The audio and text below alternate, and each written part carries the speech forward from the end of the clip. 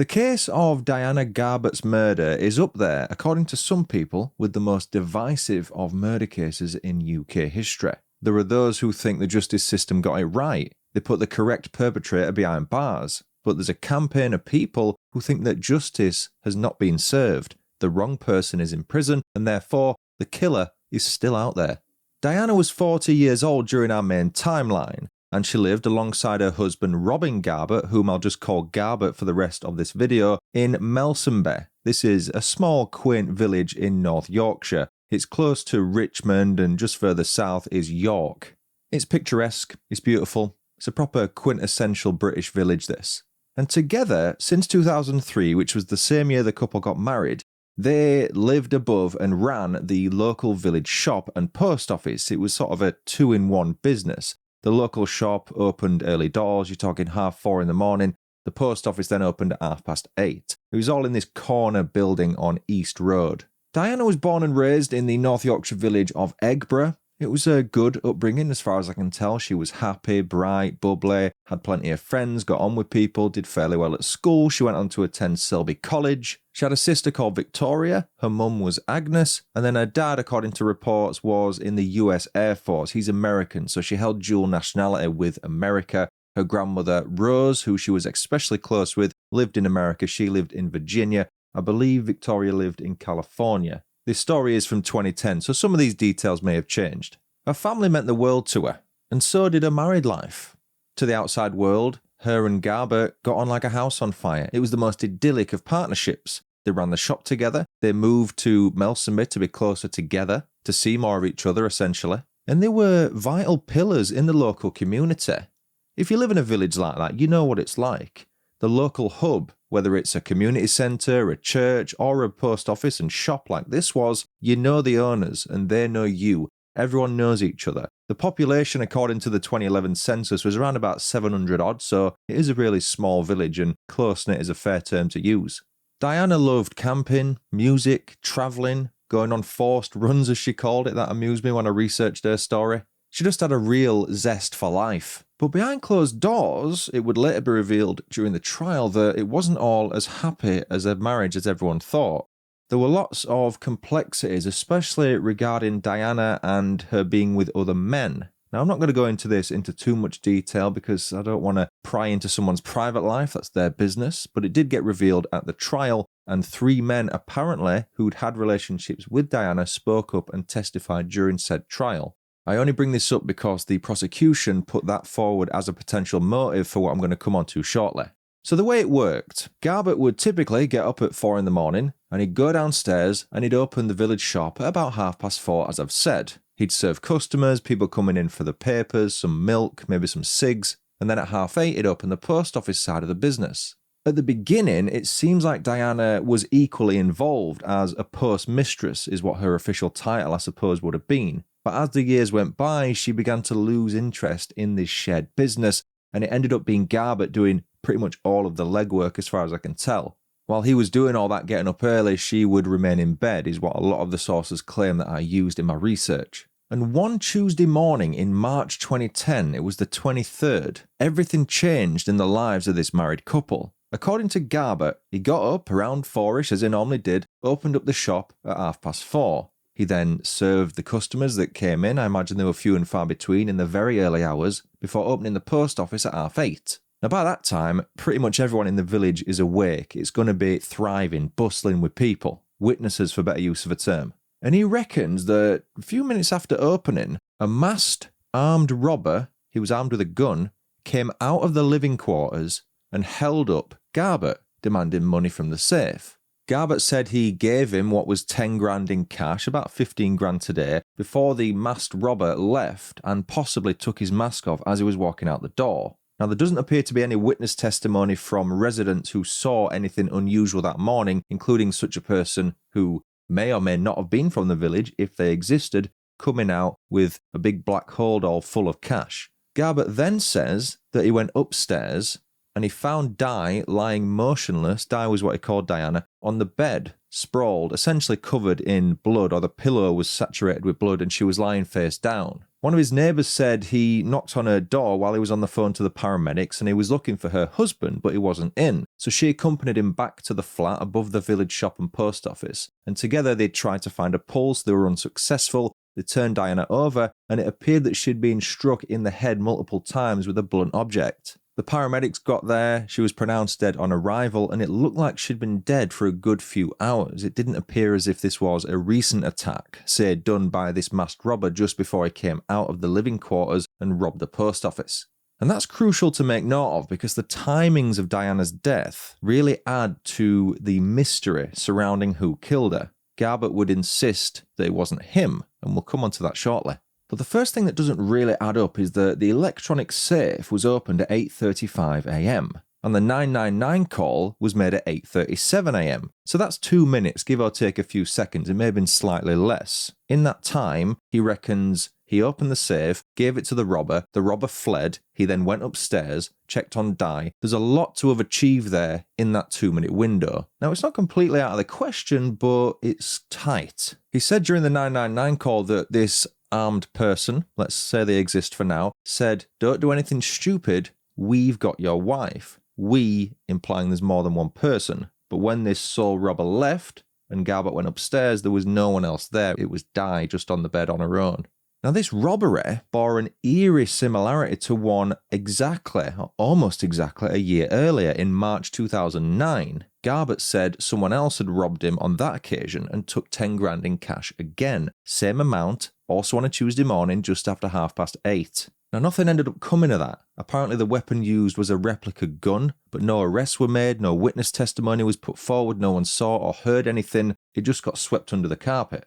Now, you might think, why would he make that up twice? Well, depending on what you believe, the court suggested that Garbutt had credit card debts of up to £30,000. He and Diana would go on regular holidays. It said in one source that they went on 8 weekend getaways in 2009. You're talking places like Amsterdam, Northumberland, a few other places, Paris, New York perhaps. It may have been York actually rather than New York, apologies. And on the weekend immediately following this Tuesday, this fateful Tuesday morning in which Di was killed, the couple were due to go to America to visit Diana's family in California and Virginia. And it would have cost them about 3 grand. They're talking 4.5 grand in today's money. It wasn't a cheap do. It's worth noting at this point that Diana had not been shot, despite this armed robber supposedly having a gun, and no one had heard a gunshot. It would later be revealed by Garbutt that Diana had shouted or called for him between 6:15 in the morning and 6:45 in the morning, the second of which, at 6:45, was supposedly heard by a customer he was serving, and they did fill out a witness statement apparently confirming as much. And then the till rolls in the shop would confirm that Garbutt remained in the shop between that last call at, let's say, 6:45 a.m. until just after 8:30 when he found a body. So the campaigners that are suggesting Garbutt is innocent of any wrongdoing are suggesting that he can't have done it because he was in the shop from the last time Di was heard shouting, therefore alive, to the time he found a body. With the police being called alongside the paramedics, of course, a murder inquiry was opened, and they did house-to-house searches, they did underwater searches. There's a beck that runs through the village. They didn't find anything, apart from on the 25th of March, 2 days after the murder, when they found a rusty iron bar on a garage wall. This was close to the post office by all accounts. The owner of the garage would later say, and this is again something that the defenders of Garbutt put forward on their website, robbinggarbuttofficial.com. You can go check it out if you want to hear the other side of this story. He said he'd never seen this iron bar before. And he also said it's worth noting that members of the press were stood on this garden wall, I assume to take pictures of the property. So could it have been cross-contamination? Has someone dropped it? It's important because on that bar was Diana's DNA, assuming this is the murder weapon, you would expect that. There was a police officer's DNA, and there was also a third DNA profile of an unknown male. The police officer in question said he remembered his colleague finding the bar and telling him about it, but conveniently couldn't remember the identity of said partner despite being on duty together. And even with Garbutt doing an appeal saying how devastated he was at losing his wife and the community shared those emotions, he was arrested on April 14th, 2010 on suspicion of murder of Diana. He ended up pleading not guilty to her murder. Meanwhile, Diana's funeral came and went on May 7th. And it was during that trial, which seems to have begun in March 2011, where a lot of circumstantial evidence came to light. Now, as far as Garbutt being convicted, bit of a spoiler alert, he's the one that's convicted by the law of having killed Diana, his wife. He denies it, of course. But all the evidence appears to be circumstantial. His DNA wasn't on the rusty iron bar suggested as being the murder weapon. Was that, though, because he'd wiped it off? That logically makes sense, but how feasible is that? He also wasn't covered in blood or anything when he got arrested. Now, given the brutality of the attack, Diana was said to have been struck 3 times in the head with a blunt object such as this metal bar. Her killer surely would have been covered in blood. Their clothes would have been, at the very least. The iron bar did have rust particles, which were found on both Diana's clothes and on some of Garbutt's discarded clothes on the bedroom floor, so that would suggest he was wearing the clothes when wielding the weapon. That was what the prosecution put forward. They suggested the motive was possible to do with the affairs, but also he didn't want Diana to find out about how much debt he was in. And with the couple due to head to America, it's also suggested that he didn't want the sub-postmistress, the people who were going to come in and cover while they were away, to find out just how much he'd been fiddling the accounts, I suppose. But the defence for him on this campaign reckoned that Diana would have known everything. She was the postmistress. But with her interest declining so rapidly, how interested was she? It was put forward that they discussed the accounts on the night she was killed, so was that the motive? For me, the most crucial piece of evidence came on the back of medical experts who said the couple had had a fish and chip supper about 8:30 the night before Diana was killed. Her digestion had stopped between 6 and 8 hours later. That takes us to 2:30 and 4:30 in the morning on March 23rd, the morning she was killed. Given the paramedics thought that she'd been dead a few hours because rigor mortis, the very early stages, had begun to set in, that does make sense. So that leaves us to ponder the question, if Garbutt didn't kill Diana, who did? Because if she was killed between 2:30 and 4:30 in the morning, Garbutt, if he got up at 4 like he normally did, would have been sound asleep next to her. So that kind of rules out between 2:30 and 4 o'clock if he's not the culprit. If Garbutt goes downstairs at 4 a.m, and there's a half-hour window that this third party kills Diana, then why would the killer wait another 4 hours until the post office opened to rob it? If they knew it opened at 8:30, it suggests it was someone local, but there's a lot there that just doesn't make sense. There is a lot of that in this case. You can argue on one side, but then the counter-arguments make you rethink your decision. And to confirm, I do cover this case in a lot more detail in Season 17, Episode 8 of my British Murders podcast. So if you want to go check that out, it will provide a little bit more detail than I'm giving you right now.